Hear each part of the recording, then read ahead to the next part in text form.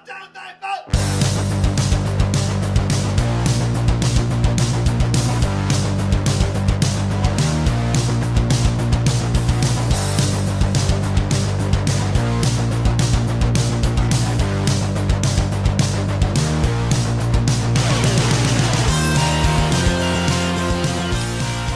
hello there, all you Stay Tuners. Welcome back to another episode of Stay Tuned Sports.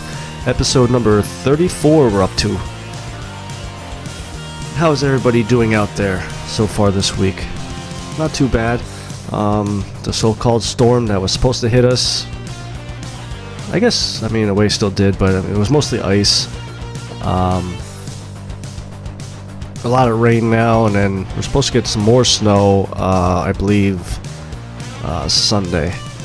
But, it's winter. What do you expect? So what did everybody think about the championship games last weekend? I'll be honest, I didn't watch any of them. I'm kind of one of those people that once my team's out of it, I kind of lose interest. But I guess I should have tuned in a little bit for the Saints game with the refs making the no call, which changed the outcome of that game. We'll talk a little bit about that. But before we get into the show, you can head over to Twitter and follow me at Jimbo ST Sports, and you can also follow the show at ST Sports Podcast. Go over there. Sometimes I add some of the stories that we talk about on the show, even if it's just stories that we don't talk about. So if something pops up during the week, I'll add that. I'll retweet it out or whatever. But kind of getting into the show a little bit here. Other than football, there really wasn't much stories to talk about. I know, it's the off season for baseball. It's the Manny Machado and the Bryce Harper watch is going on. They still haven't decided where they're going yet. But this past Tuesday, they released the inductees for the Hall of Fame. And I'll tell you what, it's a pretty good lineup. You have Mariano Rivera from the Yankees, the famous closer. Edgar Martinez from the Seattle Mariners, Roy Halladay from the Phillies, and he played with Toronto before he went to the Phillies, and then another local boy from Pennsylvania, Montroseville, Mike Mussina, who played with the Yankees and the Orioles, and a little bit to get into a little bit here with some of the stats that came out about this about the inductees. Mariano Rivera is the first ever unanimous vote getter. The next closest person was Ken Griffey with 93%, but Rivera got 100%, and rightfully so. I'm an Orioles fan, and when it came out that he was going into the Hall of Fame, my cousin is a Yankees fan, and I had to text her because we always go at it during the baseball season. Congratulations. He was one of the players that I don't want to say I hated, I disliked, but I respected him because how he played the game. Played it with pride, played it the right way. No trash talks. Maybe a little bit, but he was respectable about the game. And before the show, when I was looking up some articles on the inductees, I was very surprised with some of the stories about Rivera and Martinez. Before I get to those stories,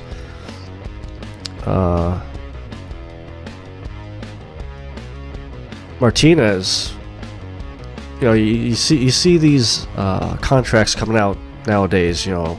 Manny Machado looking at $200 million contract or whatever it is, $20 million a year or whatnot.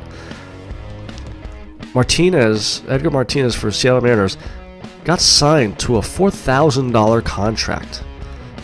Mariano Rivera got signed to a $3,000 contract. Like, it's just amazing how much these contracts have just grown over the years. And, now we're starting to see these players that are getting inducted now. It was the time period of the steroid era and coming out of the steroid era. That was a very good era of baseball. Yes, McGuire was on steroids and Sosa had the corked bat, but it was still entertaining. I know they're role models. You don't want high schoolers or college kids being on steroids just to make it, but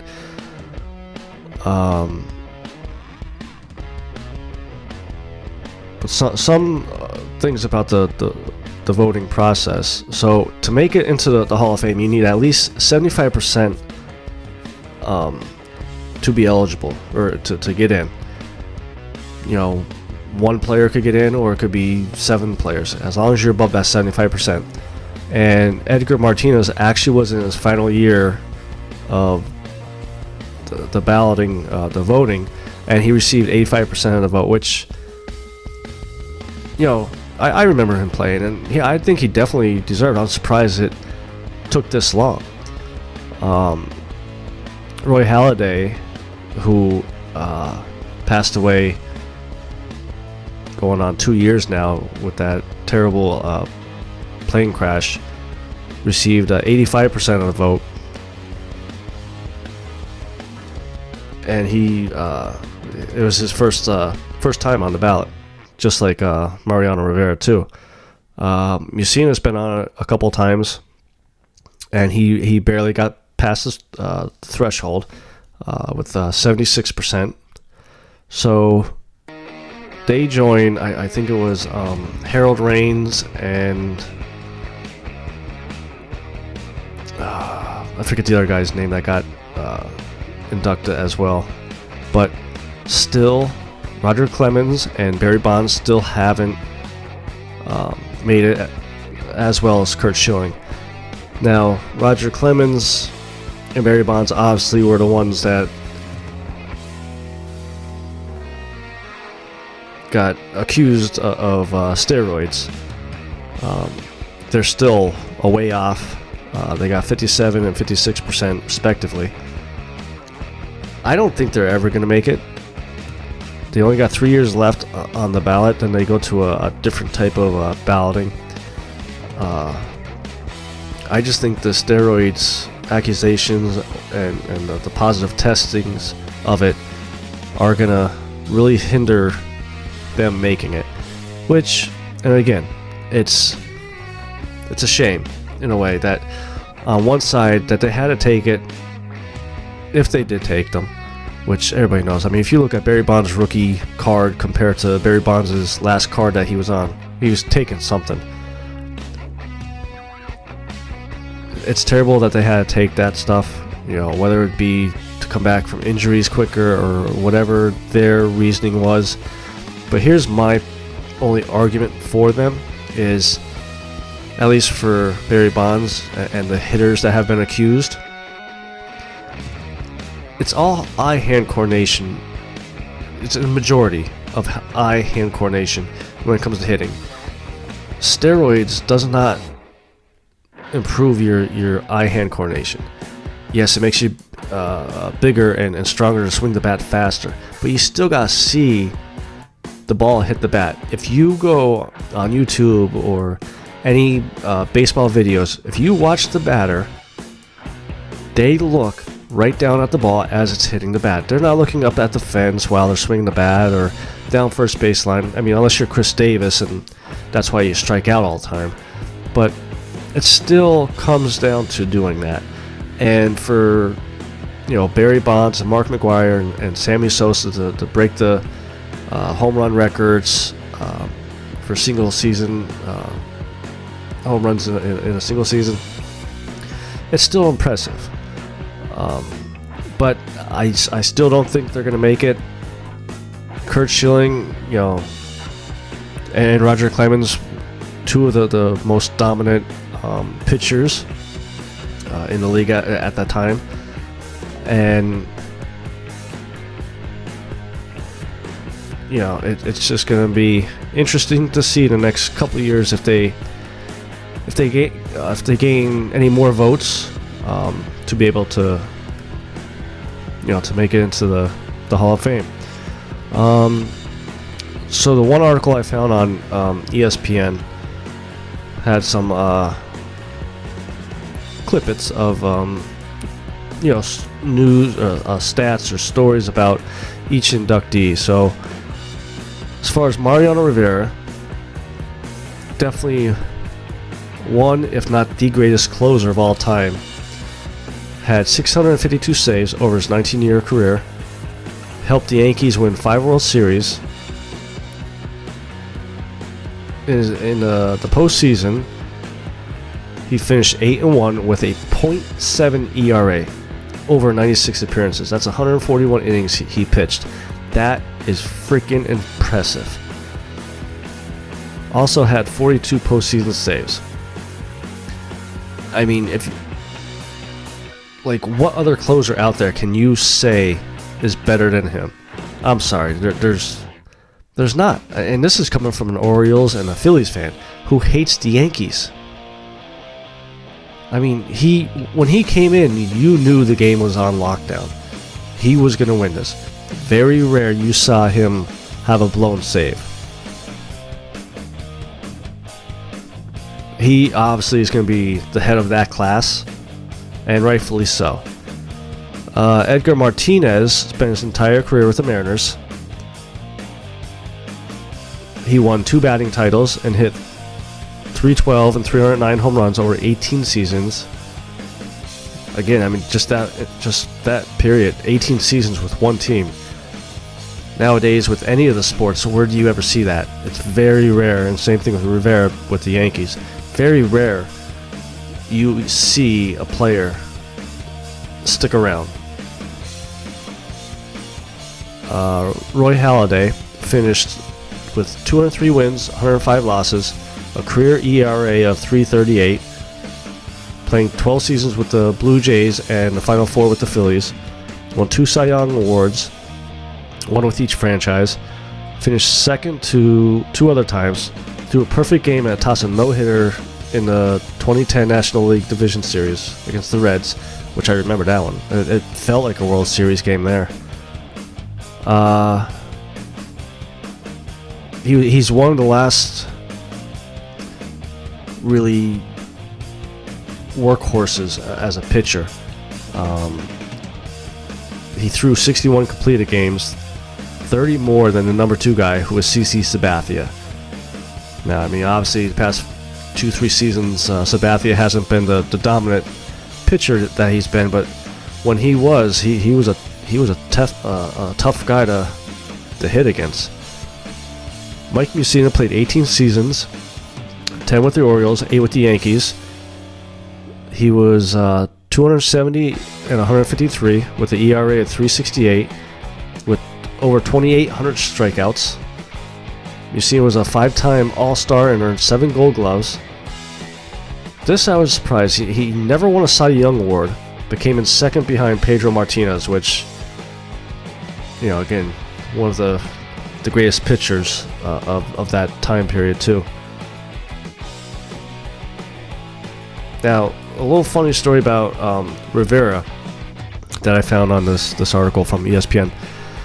So, the article says the Yankees left Rivera, then a Class A player who had suffered an elbow injury, exposed in the 93 expansion draft. The Marlins were reportedly set to take him, but the Rockies selected Brad Ausmus, meaning the Yankees couldn't lose any more players. The Yankees also nearly traded Rivera to the Mariners after Rivera posted a 5.51 ERA as a rookie in '95. Instead, the Yankees moved him to the bullpen, and one day in '97, while playing catch with Ramiro Mendoza, his ball suddenly started moving. He had found his famous cutter, and so his career was off and running. It's just funny how some of the greatest players, sports athletes, things like this happen. You got this story here. You could look at Chris Carter from the Vikings. Started his career with the Eagles. Had some drugs, alcohol problems, and Buddy Ryan cut him. And he goes on to have a Hall of Fame career. And also with this story too, with Edgar Martinez, same thing with him. He didn't make it to the big leagues till he was 27, which is kind of old. I mean, not kind of old, but to be a rookie at 27, that's kind of old. And he was just a AAA guy, batting 200, wasn't that well. And the third baseman that the Mariners had at the time had 3 or 4 games with 2 or 3 errors in each. So that's how Martinez got his big break and never looked back. The only one out of this group that was supposed to be a big star was Mike Mussina. He was drafted by the Orioles. I think it said 11th overall.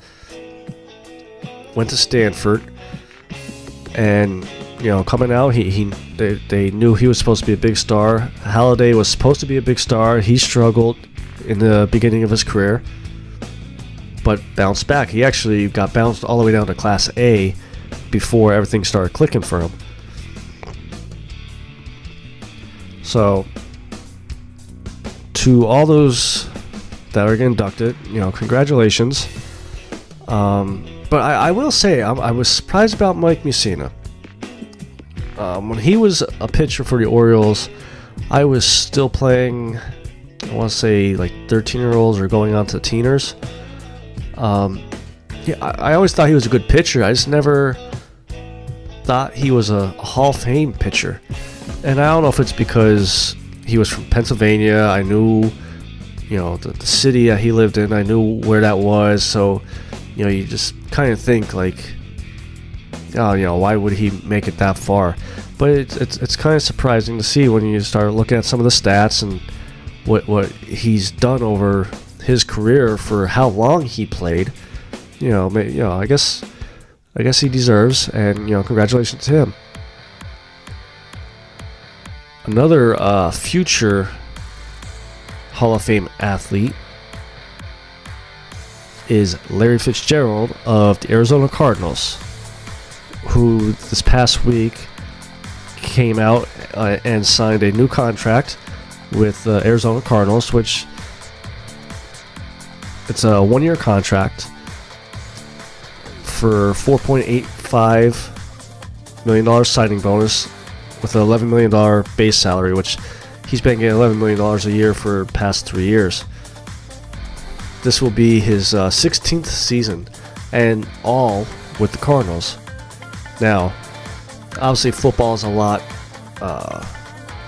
more physical sport than baseball, but just to play 16 seasons, I know Tom Brady is up there as well, but to play 16 seasons with one team in the NFL, other than Tom Brady,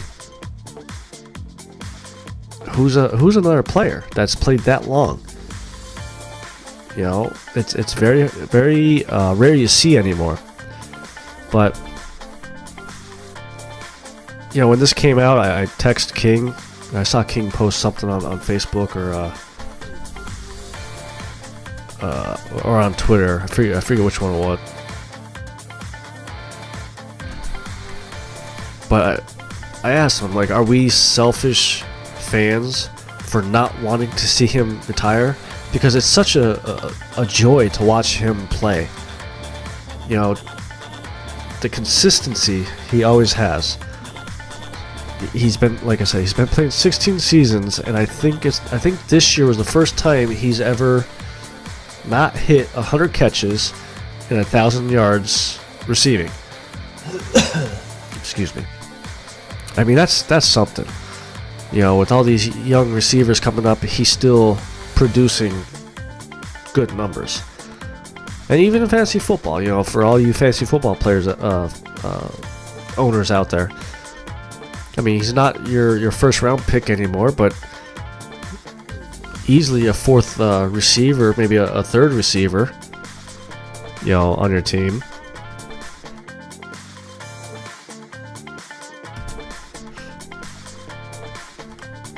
But the only downfall with this will be his second year coming back, playing under a new coach. Earlier this offseason you had Steve Wilkes fired after 1 year. Now they got Cliff Kingsbury coming in. And, it's not bad to have him come back with a rookie head coach, a second year quarterback, to kind of help this team take the next step forward to mature a little bit.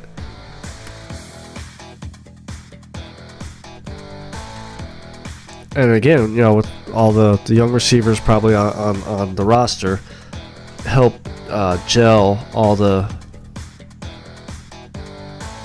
players together and help them, teach them different things in the NFL that he's learned over the year.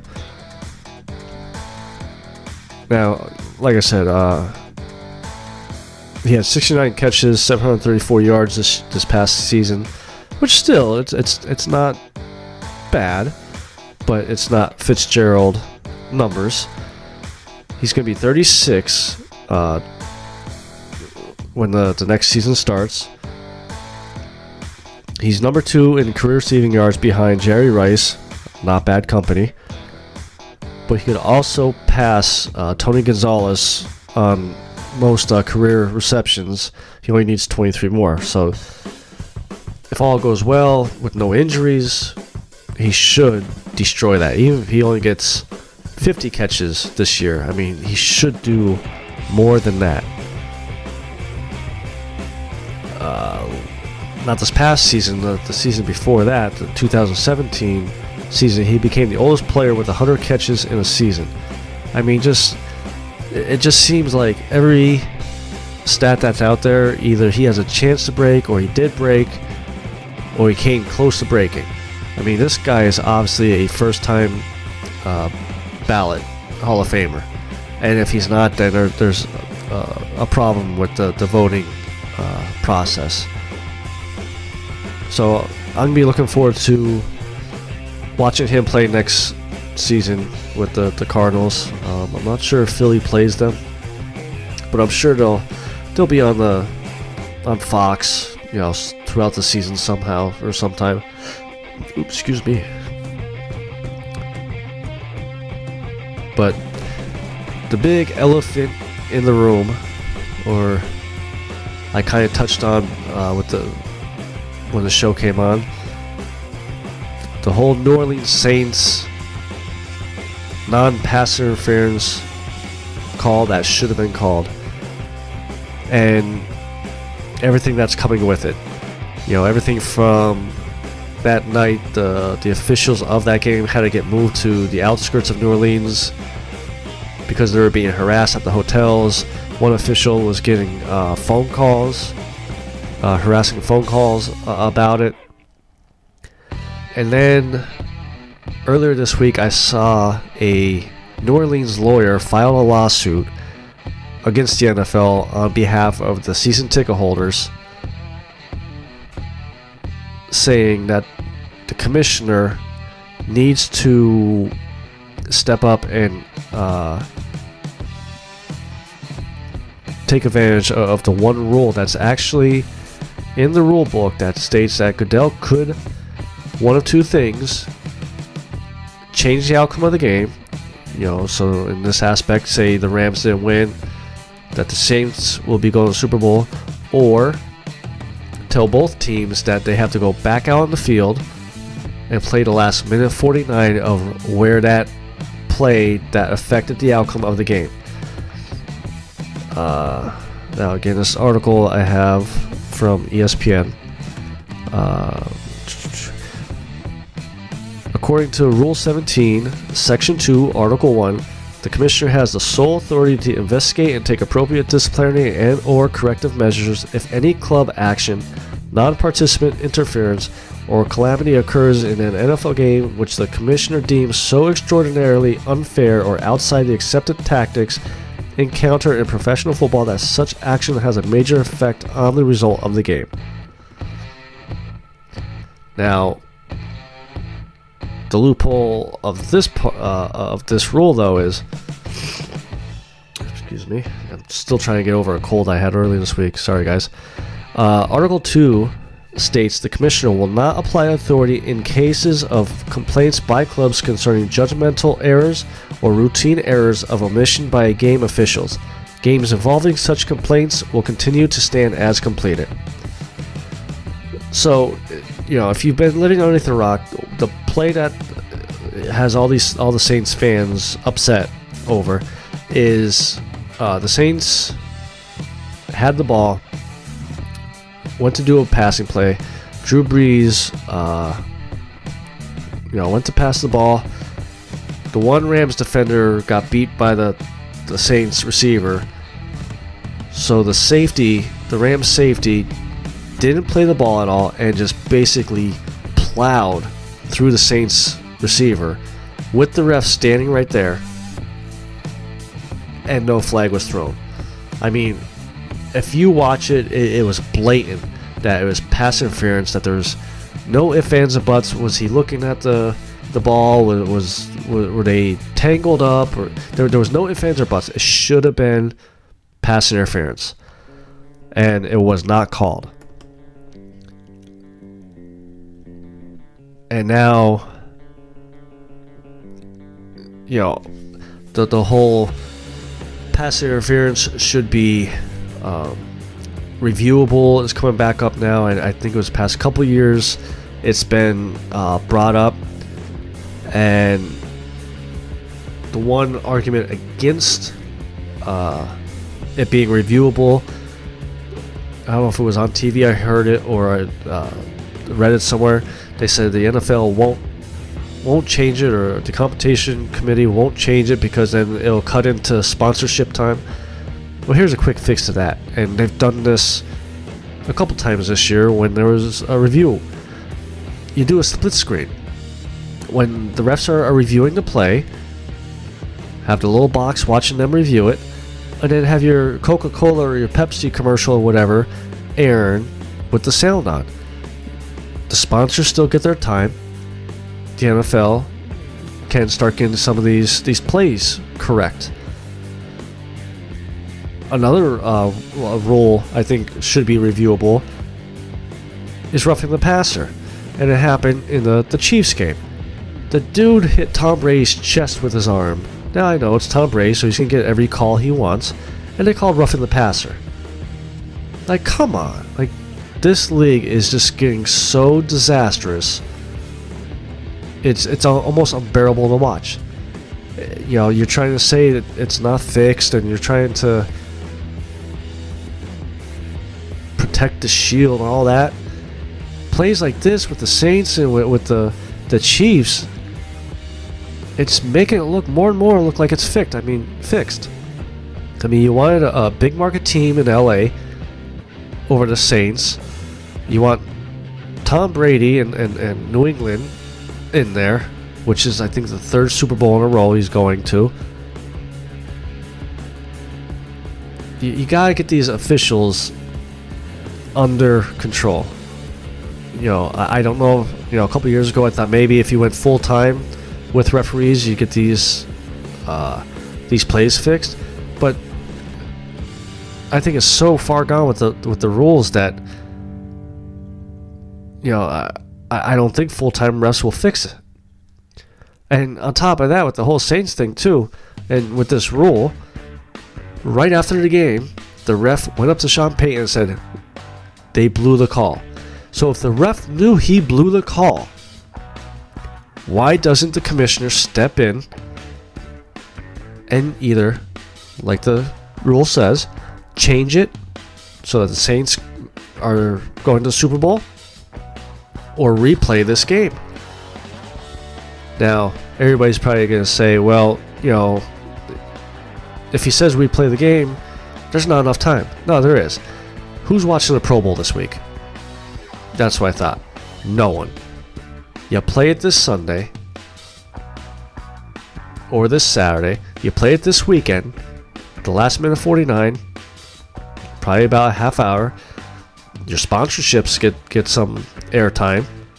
You get back on the TV with a meaningful game, and you get to play and the right team going to the Super Bowl. I never knew that this rule was there, that the commissioner could step in and do something about it. But, damn well he's not going to step in and do something. He's just going to stay quiet and hope that this gets kind of swept underneath the rug. And it's a shame. Because, you got these officials now deciding who's going to the Super Bowl or who's going to win the championship game. It's terrible. Charles Barkley, terrible. But, some of the things that, on the other hand, with the Saints fans, like I said, you got the lawyer filing a lawsuit. There's a car salesman or a dealership renting out billboards down in Atlanta where the Super Bowl, I believe, is being held. We got robbed half hour after the game. That I guess it was like a highway or a toll booth type bridge overhead. We got robbed. Like some of the fans outrage, venting, if you want to call it that. They're kind of funny.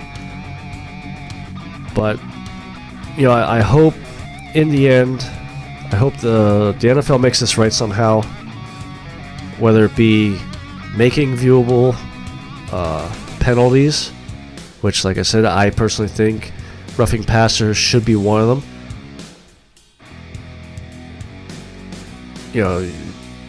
It may make the game a little bit longer, but you know what? Whatever happened to the whole, they have 90 seconds to look at a play. It seems like we're back to the whole, it goes to 3-4 minutes. Set a 30-second review clock. And if you can't decide by the time that 30 seconds is up, the replay shuts right off. I can't believe that there's no fix out there for this to get the NFL back on track to making it enjoyable again. But so I think that's gonna be it for us this week. Like I said, it was a little slow, only a couple stories. I know the Saints thing was the big thing. How do you guys feel about penalties being reviewed? Shoot me a line over on Twitter. You can either send it to me at Jimbo ST Sports, or you can follow or send it over to the show at ST Sports Podcast. Retweet us out there. Head over to Facebook. Like and share us there. But like I said, I think that's gonna be it for this week. I will see you guys next week, and I will give my Super Bowl picks for next week. Have a nice week. Have a nice weekend. Be safe. This is your good friend Jimbo signing out.